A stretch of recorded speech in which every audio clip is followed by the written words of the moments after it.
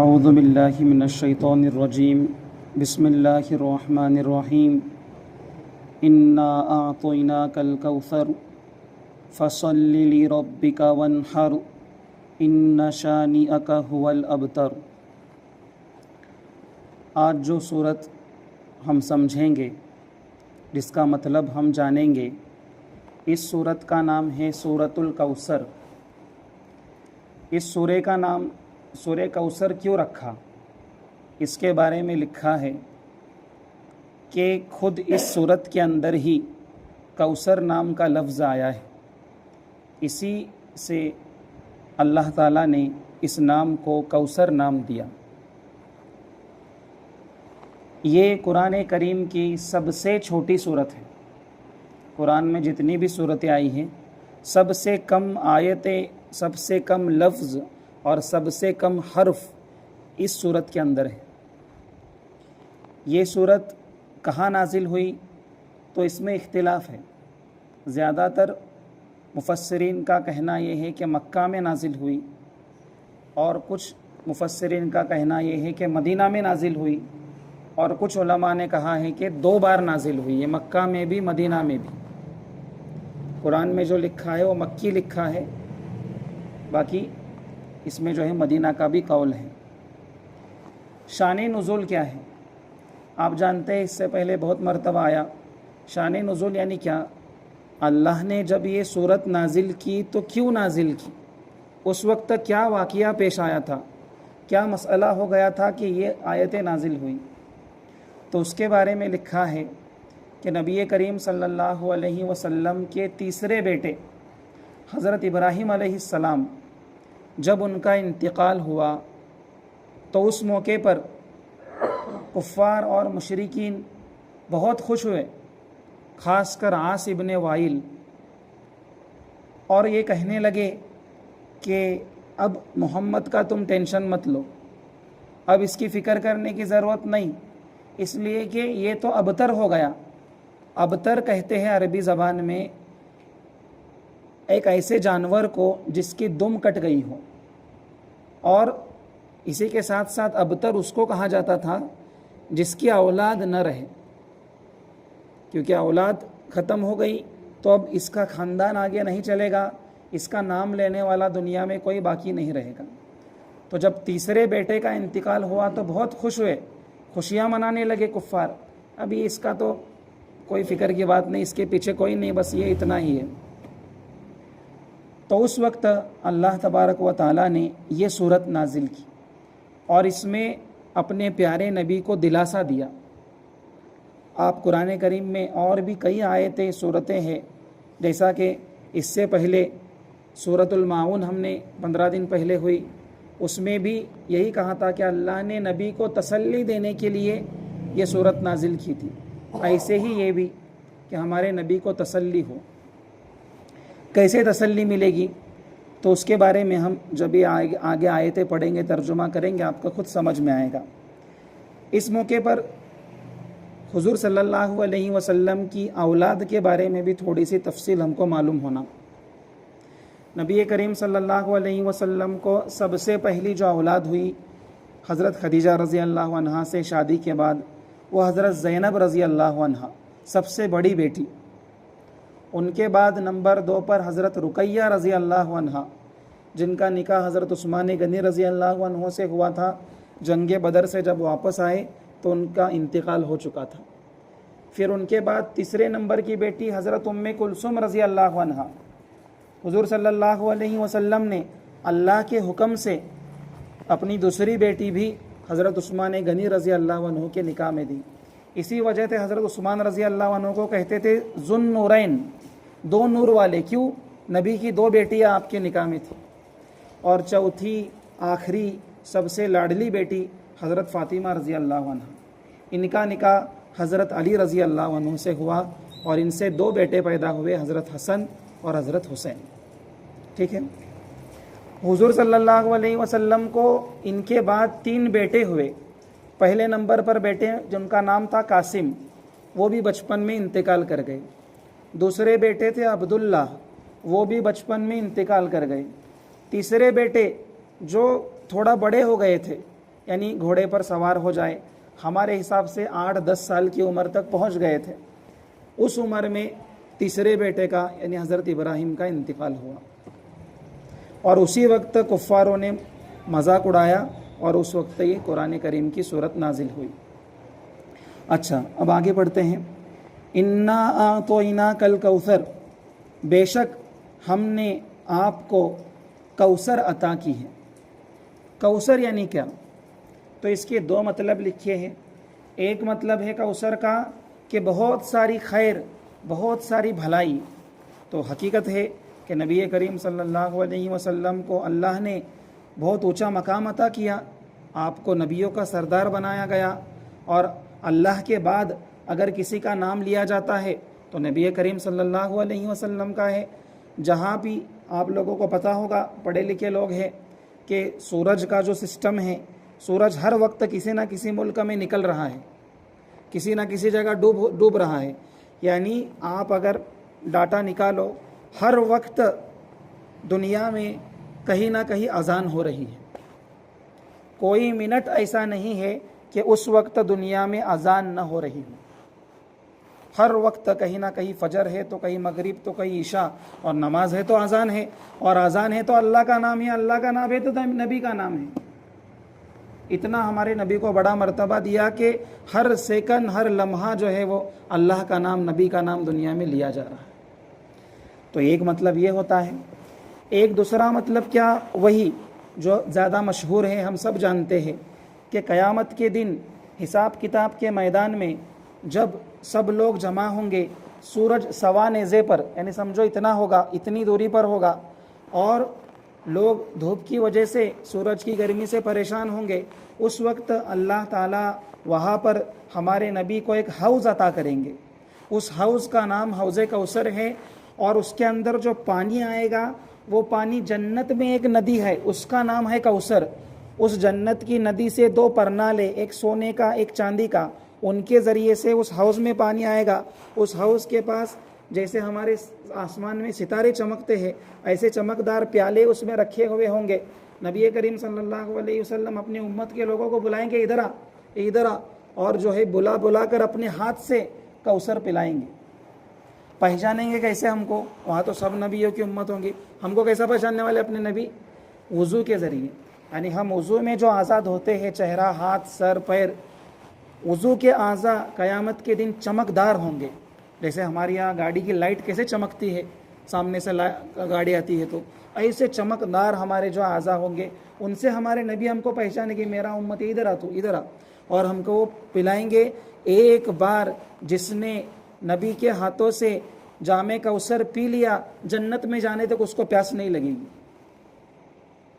تو ایک مطلب یہ ہے، ہم نے آپ کو کوثر عطا کی، یعنی نہر کوثر، حوض کوثر آپ کو ہم نے عطا کیا. تو حضور صلی اللہ علیہ وسلم کو خوشخبری دے رہے ہیں. حضور غمگین ہو گئے تھے، کفار مذاق اڑا رہے تھے، تو ایک خوشخبری دی. تو خوشخبری سننے سے آدمی کے دل کو کیا ہوتی ہے؟ تسلی ہوتی ہے، آدمی کا دل ٹھنڈا ہوتا ہے. اچھا آگے، فَصَلِّ لِرَبِّكَ وَانْحَرْ، لہٰذا آپ نماز پڑھیے اپنے رب کے لیے اور قربانی کیجیے. اب جب اللہ نے پہلی آیت میں نعمت بیان کی کہ آپ کو کوثر عطا ہوئی ہے، اب نعمت ملنے کے بعد بندے کا کام کیا ہے؟ اللہ کا شکر ادا کرنا. تو آگے کی آیت میں کہا، اے نبی اب اپنے رب کا شکر ادا کرو اور اپنے رب کی نماز پڑھو اور اس کے لیے قربانی کرو. اس آیت کے اس میں لکھا ہے علماء نے کہ پہلے ایسا ہوتا تھا کہ قربانی جو بقرعید ہوتی تھی تو اس میں پہلے لوگ قربانی کرتے تھے، پھر نماز پڑھتے تھے. لیکن جب یہ آیت نازل ہوئی اس کے بعد سے نبی کریم صلی اللہ علیہ وسلم پہلے نماز پڑھتے تھے پھر قربانی کرتے تھے. کیوں؟ آیت میں کیا بولے؟ فَصَلِّ لِرَبِّكَ، اپنے رب کے لیے نماز پڑھو، وَانْحَرْ، اور قربانی کرو. پہلے حکم کا ایک دیے نماز کا، پھر قربانی کا. اس آیت کے نازل ہونے کے بعد ہمارے نبی پہلے نماز پڑھنے لگے پھر قربانی کرنے لگے. اس میں ہمارے جو تفسیر بیان کرنے والے استاد ہیں انہوں نے اس میں بتایا کہ ایک بہت بڑا نسخہ ہم کو اس آیت میں ملتا ہے کہ دشمن پریشان کر رہے تھے، اس موقع پر یہ صورت نازل ہوئی ہے۔ اس میں کہا ہے نماز پڑھو، قربانی کرو۔ اس کا مطلب ہے کہ جس انسان کو بھی اگر کوئی دشمن، کوئی لوگ پریشان کر رہے ہیں، وہ آدمی نماز کی پابندی کرے اور قربانی کرے۔ ہمارا بھی جو مجموعی طور پر جو ماحول چل رہا ہے ہمارے یہاں بھی، تو اس کا ایک نسخہ ہم کو یہاں مل گیا۔ ہم لوگ نماز کی پابندی کرے اور قربانی کرے، انشاءاللہ اللہ تعالیٰ ماحول کو بدل دیں گے۔ ہمارے جو پریشان کرنے والے اتنے خطرناک تو نہیں جیسا ابو جہل تھا، وہ تو بہت خطرناک لوگ تھے۔ عاص بن وائل اتنے تو خطرناک یہ ان کا باپ بھی نہیں ہے، اور اتنے پریشان ہم نہیں جتنے پریشان ہمارے نبی تھے۔ ان کو جیسا ستایا گیا اتنا تو ہم کو نہیں ستایا گیا۔ تو وہ نسخہ اگر ہم استعمال کریں گے، اس لیے ہم کیا کریں، نماز کی پابندی کریں۔ اللہ ہم سب کو نماز کا پابند بنائے۔ چلو آگے چلتے ہیں۔ ان شانئک ھو الابتر، بے شک آپ کے دشمن ہی دم کٹے ہیں، آپ کے دشمن ہی جڑ کٹے ہوئے ہیں۔ ابتر وہی دم کٹا ہونا، جڑ کٹا ہونا، یعنی یہ دشمن کیا کہہ رہے تھے، یہ محمد کے بیٹے گزر گئے، اب محمد کی نسل نہیں چلے گی، خوش ہو رہے تھے۔ اللہ نے کہا تمہارے دشمنوں کی ہی نسل نہیں چلے گی۔ اور آج دنیا دیکھتی ہے، آج پہلے سے نبی کریم صلی اللہ علیہ وسلم جب اس دنیا میں تھے، اس وقت سے لے کر آج کی تاریخ تک پوری دنیا میں حضور صلی اللہ علیہ وسلم کے خاندان کے لوگ بڑی تعداد میں، بڑی کوانٹٹی میں موجود ہے۔ سادات آج بھی دنیا میں بہت ہیں، بہت سارے ہیں۔ تو انہوں نے کیا سمجھا، بیٹے مر گئے تو خاندان نہیں چلے گا۔ آج حضور صلی اللہ علیہ وسلم کی دنیا بھر میں جو اولاد ہے، سب حسن حسین کی اولاد ہے۔ اللہ نے نواسوں کے ذریعے سے حضور صلی اللہ علیہ وسلم کا خاندان چلایا۔ اور جو لوگ مذاق اڑا رہے تھے، ابو جہل، ابو لہب، عاص بن وائل، ولید ابن مغیرہ، یہ جو ایک گروپ تھا، ان کا ایک ٹولی تھی ان کی، آج ان کے خاندان کا کون ہے؟ آج کون ان کا نام لینے والا ہے؟ ان کمبختوں کے نام تو یہی پر آتے ہیں جب ہم اس آیت کی تفسیر کرتے ہیں، جب ہم آیت کا مطلب بتاتے ہیں، تب برائی کے ساتھ ان کا نام ہم لیتے ہیں، ورنہ ان کا نام لینے والا، ان کے خاندان والا کوئی نہیں۔ تو خاندان چلانے والا، نام باقی رکھنے والا کون ہے؟ اللہ ہے۔ اللہ نام باقی رکھنے پر آئے تو لڑکیوں کے ذریعے خاندان چلا دے، اور اللہ اگر نام ختم کرنے پر آئے تو ابو لہب کے 2 بیٹے تھے، آج کون ان کی اولاد میں سے 10 بیٹے ہو، اللہ نام ختم کرنے پر آئے تو کوئی نہیں جانے گا۔ اسی کے ساتھ ساتھ مفسرین نے لکھا ہے کہ ایک تو ہے نسلی اولاد، یعنی بیٹے، بیٹیوں کے بیٹے، بیٹوں کے بیٹے، ایک تو ہے خونی رشتہ۔ تو حضور صلی اللہ علیہ وسلم کی خاندانی اولاد بھی بہت ہیں، اور ایسے ہی جو روحانی اولاد، یعنی حضور صلی اللہ علیہ وسلم ہمارے نبی ہے، رسول ہے، ہمارے لیے ایک روحانی باپ ہے، وہ ایک باپ کا درجہ رکھتے ہیں۔ تو ان کو ماننے والے، ان پر ایمان لانے والے، وہ تو کروڑوں ان گنت اور بے حساب تعداد میں ہیں۔ آج نبی کریم صلی اللہ علیہ وسلم کا نام لیتے وقت ہم کتنا ادب سے نام لیتے ہیں۔ آج لوگ اپنی زندگی بھر کی گاڑی پسینے کی کمائی جمع کرتے ہیں تاکہ ایک بار نبی کی قبر دیکھ کر آ جائے، ایک بار وہ جگہ دیکھ کر آ جائے جہاں ہمارے نبی نے نماز پڑھی ہے، ایک بار غار حرا کو دیکھ لے جہاں پر قرآن کی پہلی آیت نازل ہوئی ہے، ایک بار وہ قبرستان دیکھ لے جہاں ہماری نبی کریم صلی اللہ علیہ وسلم کی اولاد، بیٹیاں اور گھر والیاں ان کی وہاں پر جو ہے آرام کر رہی ہیں۔ تو حضور کے بس نام پر جان قربان کرنے کے لیے تیار ہے، اور ان کا نام کون لیتا ہے آج؟ ابو جہل کا نام کون لے رہا ہے؟ ابو لہب کو کون جانتا ہے؟ تو جب ہم اس میں نام لیں گے تب نام ان کا آتا ہے، سمجھے؟ اور اسی کے ساتھ ساتھ جو ہے وہ میں نے جیسے بتایا تھا، یہ قرآن کریم کی آیتیں، یہ صورتیں نازل ہوئی ہے 1400 سال، 1450 سال پہلے، لیکن قرآن قیامت تک آنے والے مسلمانوں کے لیے، امت کے لیے رہبر ہے، رہنما ہے، امام ہے۔ تو جب ہم یہ صورتیں، آیتیں پڑھتے ہیں تو یہ نہیں کہ وہ تو ابو جہل کے بارے میں نازل ہوا تھا، وہ ایک قصہ کہانی سمجھ کے چھوڑ نہیں دینا، ہم کو اس میں سے کیا سبق مل رہا ہے وہ دیکھنا۔ تو اس میں آج کے جو ہمارے ماحول کے اندر بھی ہمیں اس صورت میں بہت سبق ملتا ہے، بہت زیادہ۔ جیسا کہ کیا اس میں کیا چل رہی تھی بات کہ بیٹے گزر گئے تو کفار خوش ہو گئے کہ اب اس کی نسل نہیں چلے گی، اب اس کے یہ نہیں چلیں گے، اور وہ لوگ بیٹے اور بیٹیوں میں فرق کرتے تھے، بلکہ بیٹیوں کو زندہ دفن کرتے تھے۔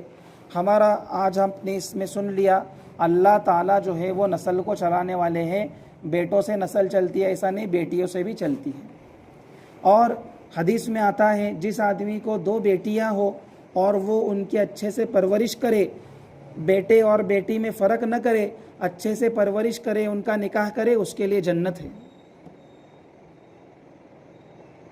اس لیے ہم بیٹیوں میں فرق نہ کریں۔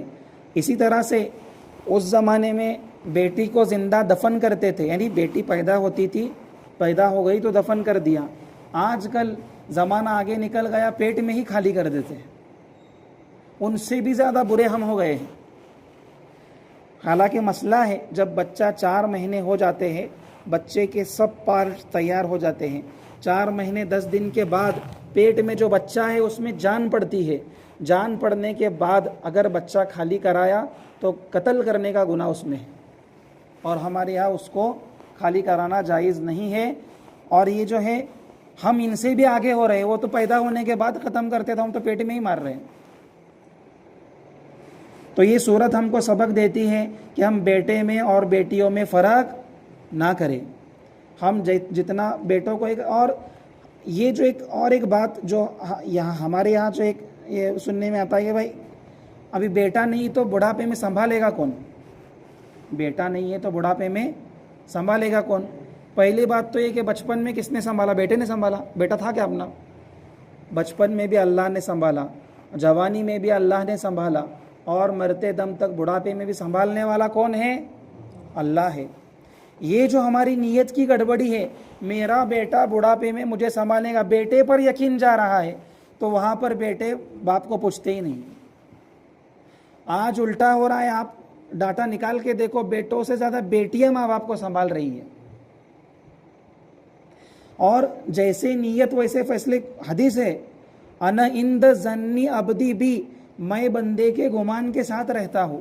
اگر ہم نیت کریں گے بیٹا سنبھالنے والا ہے، بیٹے پر بھروسہ کرو گے، ہمارا حشر ویسا ہی ہوگا۔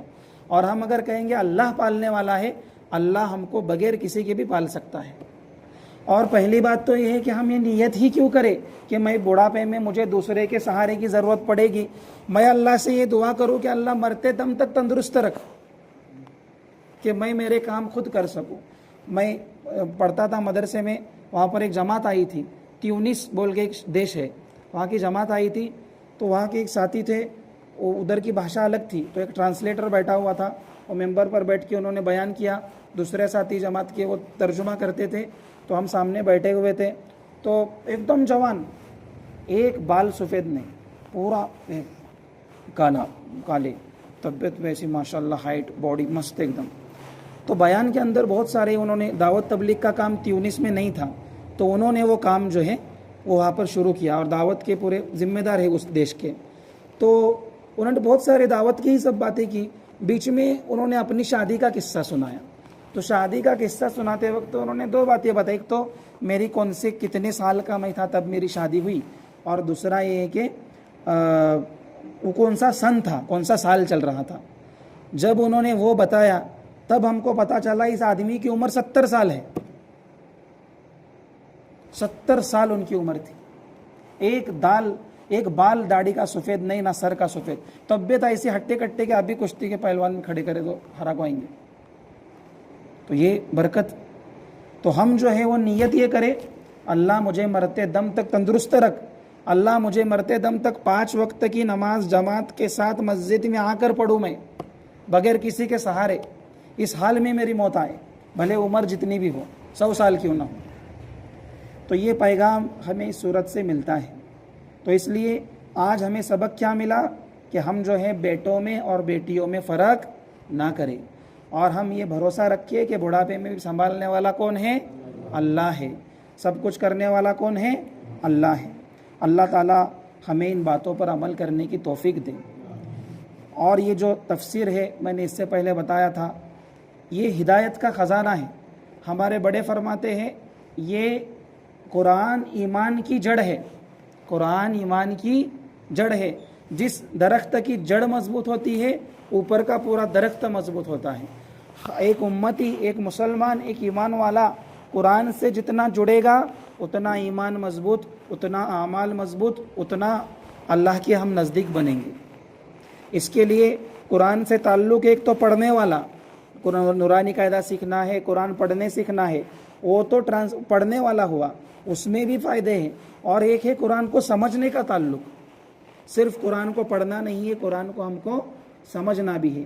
تو اب جب آپ قرآن نماز کی نیت باندھیں گے اور جب آپ انا تو انا کا سورہ پڑھیں گے تو یہ مطلب آپ کو ریپیٹ کرنا ہے. واپس ایک بار لاسٹ میں ٹرانسلیشن کرتا ہوں. انا اعطینا کل کوثر، بے شک ہم نے آپ کو کوثر عطا کی. فصلی لربک وانحر، لہٰذا آپ اپنے رب کے لیے نماز پڑھے اور قربانی کرے. ان شانئک هو الابتر، بے شک آپ کا دشمن ہی جڑ کٹا ہوا ہے. اور یہ جو ہے آج ابھی دن کے حساب سے جو 10 محرم ہے ہماری، تو اس کے بارے میں ایک دو باتیں، کیونکہ ابھی حضور صلی اللہ علیہ وسلم کے اولاد کا ہی تذکرہ چل رہا ہے. حضرت حسین رضی اللہ عنہ جو شہید ہوئے کربلا میں، ایران میں، کوفہ علاقے میں. تو سب سے پہلی بات، شہید ہونا یہ اسلام میں بہت بڑے مرتبے کی چیز ہے. شہید کا خون کا قطرہ زمین پر گرنے سے پہلے پوری مغفرت ہو جاتی ہے. شہید کا صرف ایک گناہ معاف نہیں ہوتا، باقی سب گناہ معاف ہو جاتے. ایک گناہ کیا؟ اگر اس نے کسی کا قرض لیا ہے اور وہ ادا نہیں کیا تو وہ حساب قیامت کے دن ہوگا. باقی جتنے گناہ ہیں سب معاف ہو جاتے ہیں. اس سے بڑا اور کیا مرتبہ. اور آپ جمعہ میں خطبہ سنیں گے نہیں؟ آج خطبے میں آتا الحسن والحسین سیدہ شباب اہل الجنہ، یعنی حسن حسین سیدہ دونوں سردار ہے، شبابی اہل الجنہ جنت کے نوجوانوں کی. ان کی ماں حضرت فاطمہ رضی اللہ عنہا جنت کی عورتوں کی سردار، اور یہ بیٹے جنت کے نوجوانوں کے سردار ہیں. اور حضرت حسین رضی اللہ عنہ نے جب جنگ چل رہی تھی، نماز کا وقت ہوا تو اس وقت چاروں طرف سے لوگوں نے تلواروں میں گھیرا ہوا ہے، نماز کا وقت ہوا، اس حال میں نماز پڑھی ہے. نانا نے جو پیغام دیا حضور صلی اللہ علیہ وسلم کا جب انتقال ہو رہا تھا، آخری الفاظ جو ہمارے نبی کے تھے، زیادہ بول نہیں پا رہے تھے، الصلاۃ الصلاۃ الصلاۃ. نانا نے بھی وہی پیغام دیا، نواسا بھی مرتے مرتے نماز پڑھ کر دنیا سے گیا. تو ہمیں نماز کی پابندی کرنا ہے. ہم جو فضائل اعمال پڑھتے ہیں، حضرت شیخ زکریہ رحمۃ اللہ علیہ، ان کا معمول تھا ہر 10 محرم کو ایک قرآن کریم پڑھ کر حضرت حسین رضی اللہ عنہ کو اور ان کے 72 ساتھیوں کو ایصال ثواب کرتے تھے. ہم اگر حضرت حسین کے نام پر، وہ ایران میں عراق میں شیعہ لوگ جیسے یا حسین ہم نہ تھے، کالے کپڑے پہننے کا، مار کو لینے کا، اس سے نہ اللہ راضی ہوتے ہیں، نہ رسول، نہ حضرت حسین، بلکہ ناراض ہو جائیں گے. کہاں قرآن میں حدیث میں کہیں نہیں ہے. یہ ہمارے گزرے ہوئے لوگوں میں اگر ہم یہاں سے ان تک کچھ پہنچا سکتے ہیں تو وہ صرف اور صرف ثواب ہے. 3 بار درود شریف پڑھو، 3 بار سورہ اخلاص پڑھو، درود شریف پڑھو، نیت کرو اللہ حضرت حسین کو، ان کے ساتھیوں کو ثواب پہنچا. فرشتے تحفے کی شکل میں ہمارے نام کے ساتھ وہاں پہنچاتے. باقی ہم چونگے کریں گے، ہم تعزیہ کریں گے، ہم کھانا پکائیں گے، ہم شربت بانٹیں گے، اس کا قرآن سے، حدیث سے، اسلام سے، نبی سے، رسول سے کوئی تعلق نہیں ہے. اس سے کوئی مطلب نہیں ہے. اگر میں کہتا ہوں، قرآن شریف سامنے ہے، جھوٹ تو نہیں بول سکتا، قرآن پر ہاتھ رکھ کے کہہ سکتا ہوں میں، اگر اللہ تعالیٰ حضرت حسین رضی اللہ عنہ کو 2 منٹ کے لیے دنیا میں بھیج دے، 2 منٹ، حضرت حسین سب میں پہلے کہیں گے تعزیہ بند کرو، یہ ناچ گانا بند کرو، یہ میرے نام پر رونا دھونا بند کرو، اور ایصال ثواب کرنا ہے تو پڑھ کے مجھے بخشو. ان سب چیزوں کا یہ تو ایک بادشاہ تھا، مجھے نام یاد نہیں آ رہا، اکبر بادشاہ، اور ایک دوسرا تھا جو تعزیہ ہم کرتے ہیں نا، اور ایک بادشاہ مشہور ہے، نام فیمس ہے، ایران سے یہاں لے کو آئے ہو نہیں، وہ تعزیے کا کچھ مطلب نہیں. اب وہ ایک لکڑی کو تم کپڑا لٹکیں گے، وہ تھوڑے حضرت حسین ہونے والے ہو. حضرت حسین کا مرتبہ کیا ہے؟ تھوڑی کہ لکڑی کو ہم حضرت حسین کہہ سکتے ہیں. تو یہ چیزوں کا کوئی تعلق نہیں. اور شہید ہونا فخر کی بات ہے. ہمارے نبی نے کہا ہے میں چاہتا ہوں، میری تمنا ہے اللہ کے راستے میں مجھے شہید کیا جائے، پھر زندہ کیا جائے، پھر شہید کیا جائے، پھر زندہ کیا جائے، پھر شہید کیا جائے۔ 3 بار شہید ہونے کی تمنا کی ہے، اور کون شہید نہیں ہوا؟ حضرت عمر رضی اللہ عنہ شہید ہوئے، حضرت علی رضی اللہ عنہ شہید ہوئے، حضرت عثمان رضی اللہ عنہ شہید ہوئے ہیں۔ شہید کون نہیں ہوا؟ سب ہمارے شہیدوں کی پوری ہماری لسٹ ہے پوری۔ تو اس لیے ماتم منانا وغیرہ یہ جو ہے جائز نہیں ہے۔ اور وہ جو زور زور سے ماتم مناتے ایران میں، عراق میں، اپنے یہاں تو اتنا نہیں ہے۔ تو ایک بات، جیسے ابھی بات آئی، حضور صلی اللہ علیہ وسلم کے بیٹوں کا انتقال ہوا، ایک بیٹی حضور کی آنکھوں کے سامنے گزری، بیٹیوں کا بچہ، حضرت زینب کا بچہ گزرا۔ تو حضور صلی اللہ علیہ وسلم جب قبرستان میں ہوتے تھے، جب موت کا خبر ملتی تھی جب، تو حضور صلی اللہ علیہ وسلم کے آنکھوں سے آنسو نکلتے تھے، لیکن زبان سے کوئی شکایت بالکل نہیں کرتے تھے۔ غم ہوتا تھا، روتے تھے، آنکھوں سے آنسو آتے تھے، لیکن ہمارے یہاں جو نوحہ کرتے، میرا ایسا میرا ویسا، چلانا پکارنا، یہ اسلام میں جائز نہیں ہے۔ یہ بہت بڑا مسئلہ ہے، کوئی بتاتا ہی نہیں۔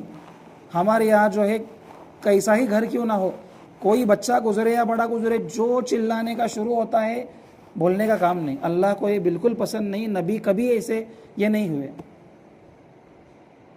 حضور روتے تھے، آنکھوں سے آنسو آ رہے ہیں، منہ سے کچھ نہیں۔ تو اس کے لیے، اور یہ جو ایک بڑا مسئلہ ایک یہ ہے کہ محرم میں ہمارے یہاں سمجھتے غم کا مہینہ، برا مہینہ، شادی کرنے کی، نہیں، ایسا نہیں، یہ سب غلط ہے۔ محرم بہت بابرکت مہینہ ہے۔ محرم کے مہینے میں آدم علیہ السلام کی توبہ قبول ہوئی۔ محرم کے مہینے میں اللہ تعالیٰ نے فرعون کے ظلم سے موسیٰ علیہ السلام کو نجات دی۔ محرم کے مہینے میں حضرت یونس علیہ السلام مچھلی کے پیٹ سے نکلے۔ محرم کے مہینے میں خیبر کا جو قلعہ ہے وہ حضرت علی رضی اللہ عنہ کے ہاتھوں سے فتح ہوا۔ اور بھی ایک لمبی لسٹ ہے جو کام محرم میں ہوئے۔ تو یہ برکت والا مہینہ ہے، اس میں ہم کو اچھے اچھے کام کرنے چاہیے۔ تو یہ جو شادی کے بارے میں ایک مسئلہ غلط پھیلا ہوا ہے، ایسا کچھ نہیں، محرم میں شادی کر سکتے ہیں۔ اللہ تعالی ہم سب کو کہنے سننے سے زیادہ عمل کرنے کی توفیق عطا فرمائے۔ دعا کریں۔ بسم اللہ الرحمن الرحیم۔ سبحان اللہ وبحمدہ عدد خلقہ ورضا نفسہ وزنۃ عرشہ ومداد کلماتہ۔ اللہم لا احصی ثناء علیک انت کما اثنیت علی نفسک۔ اللہم صلی علی محمد النبی الامی وعلی آلہ وسلم تسلیما۔ ربنا ظلمنا انفسنا وان لم تغفر لنا وترحمنا لنکونن من الخاسرین۔ لا الہ الا انت سبحانک انی کنت من الظالمین۔ ربنا آتنا فی الدنیا حسنۃ وفی الآخرۃ حسنۃ وقنا عذاب النار۔ اللهم إنا نسألك الهدى والتقى والعفاف والغنى۔ ربنا هب لنا من أزواجنا وذرياتنا قرة أعين واجعلنا للمتقين إماما۔ اللهم الطف بي في تيسير كل عسير فإن تيسير كل عسير عليك يسير وأسألك اليسر والمعافاة في الدنيا والآخرة۔ یا اللہ ہم سب کے گناہوں کو معاف فرما، ہم سب کی خطاؤں کو معاف فرما۔ یا اللہ گنہگار ہے، خطا کار ہے، قصوروار ہے، یا اللہ ہمارے تمام گناہوں کو معاف فرما۔ یا اللہ اب تک کی زندگی آپ کی نافرمانی میں گزری ہے، یا اللہ آئندہ کی زندگی اپنی فرما برداری میں گزارنے کی توفیق عطا فرما۔ یا اللہ 5 وقت کی نماز پابندی سے پڑھنے کی توفیق عطا فرما، رمضان کے روزے پابندی سے رکھنے کی توفیق عطا فرما، پابندی سے زکوٰۃ نکالنے کی توفیق عطا فرما۔ ہم میں سے ہر ایک کو حج کرنے کی توفیق اور سعادت یا اللہ عطا فرما۔ یا اللہ ہم نے ابھی جو یا اللہ قرآن کریم کی تفسیر کی، یا اللہ قرآن کریم کو سمجھنے کے لیے، سمجھانے کے لیے ہم نے وقت نکالا، یہاں جمع ہوئے، یا اللہ ہمارے اس جمع ہونے کو قبول فرما۔ یا اللہ ہمیں ہدایت سے نواز دے، یا اللہ ہمیں نماز کی ہدایت عطا فرما، یا اللہ ہمیں دعوت و تبلیغ کے کام کی ہدایت عطا فرما، یا اللہ ہمیں آپ کو راضی کرنے والے اعمال کرنے کی ہدایت عطا فرما، یا اللہ ہمیں آپ کو ناراض کرنے والے کاموں سے بچنے کی ہدایت عطا فرما۔ یا اللہ ہمارے جو کچھ مسلمان بھائی یا اللہ کم علم کی وجہ سے یا نادانی کی وجہ سے جن بدعات و خرافات میں اللہ مشغول ہے، اللہ ان کو اس سے نجات عطا فرما۔ یا اللہ ان کو علم کی، دین کی صحیح سمجھ یا اللہ عطا فرما۔ یا اللہ 10 محرم کے دن حضرت حسین رضی اللہ عنہ نے اور ان کے ساتھیوں نے آپ کے دین کے لیے، آپ کے دین کو آگے بڑھانے کے لیے جو قربانی پیش کی، یا اللہ اس قربانی کا بہتر سے بہتر بدلہ یا اللہ ان کو عطا فرما۔ یا اللہ نبی کریم صلی اللہ علیہ وسلم کے خاندان پر خصوصی فضل اور رحم یا اللہ ان پر نازل فرما۔ یا اللہ ہم لوگوں کو بھی یا اللہ حضرت حسین رضی اللہ عنہ جیسی ان کے ساتھیوں کی جیسے نماز کی پابندی کرنے کی توفیق عطا فرما. یا اللہ آپ کے دین کے لیے قربانی دینے والا ہم کو بنا. یا اللہ آپ کے دین کا کام کرنے والا یا اللہ ہم کو بنا. یا اللہ ہمیں صحیح سمجھ عطا فرما. یا اللہ ہمیں اولاد کی صحیح تربیت کرنے کی توفیق عطا فرما. یا اللہ بیٹوں اور بیٹیوں میں فرق کرنے سے یا اللہ ہمیں حفاظت فرما. یا اللہ ہمیں اپنی اولاد کو صحیح طریقے سے دین کا سچا داعی بنانے کی یا اللہ ہم کو توفیق عطا فرما. یا اللہ ابھی جو ہم نے آپ کے قرآن کریم کو پڑھا سمجھا یا اللہ اس کی برکت سے یا اللہ ہمارے پورے علاقے میں یا اللہ پورے ملک میں اور پورے عالم میں یا اللہ ہدایت کے فیصلے فرما. یا اللہ ہدایت کے فیصلے فرما. یا اللہ ایمان کی مضبوطی ہم کو عطا فرما. یا اللہ دن بدن یا اللہ ایمان کو کمزور کرنے والے فتنے یا اللہ پیدا ہو رہے ہیں. یا اللہ نبی کریم صلی اللہ علیہ وسلم نے اللہ فرمایا ہے قیامت کے قریب یا اللہ ایک آدمی شام میں ایمان والا ہوگا، صبح میں کافر ہوگا، صبح میں کافر ہوگا، شام میں ایمان والا ہوگا. یا اللہ وہ عالم یا اللہ دیکھنے مل رہا ہے. یا اللہ ہمیں ایمان کے ساتھ اس دنیا سے جانے والا بنا. یا اللہ ہمارے ایمان کو مضبوط سے مضبوط بنا. یا اللہ دجال سے دجالی فتنوں سے ہمارے اولاد کی نسلوں کی امت کی حفاظت فرما. یا اللہ دین کا کام جہاں کہیں جس شکل و صورت میں ہو رہا ہو اور آپ کے نزدیک مقبول ہو، محبوب ہو، یا اللہ اس دین کے کام کی یا اللہ پوری حفاظت فرما. یا اللہ ہمارے مساجد کی حفاظت فرما، خانقاہوں کی حفاظت فرما، دعوت و تبلیغ کے مراکز کی حفاظت فرما، مساجد کی حفاظت فرما، کام کی حفاظت فرما، کام کرنے والوں کی حفاظت فرما، ہم سب کی اللہ حفاظت فرما. یا اللہ جو مانگا وہ بھی عطا فرما، جو مانگنے سے رہ گیا ہو یا اللہ وہ بھی عطا فرما. یا اللہ ہماری دعاؤں کو محض اپنے فضل و کرم اور نبی کریم صلی اللہ علیہ وسلم کے صدقہ طفیل قبول فرما. سبحان ربک رب العزت عما یصفون وسلام علی المرسلین والحمد للہ.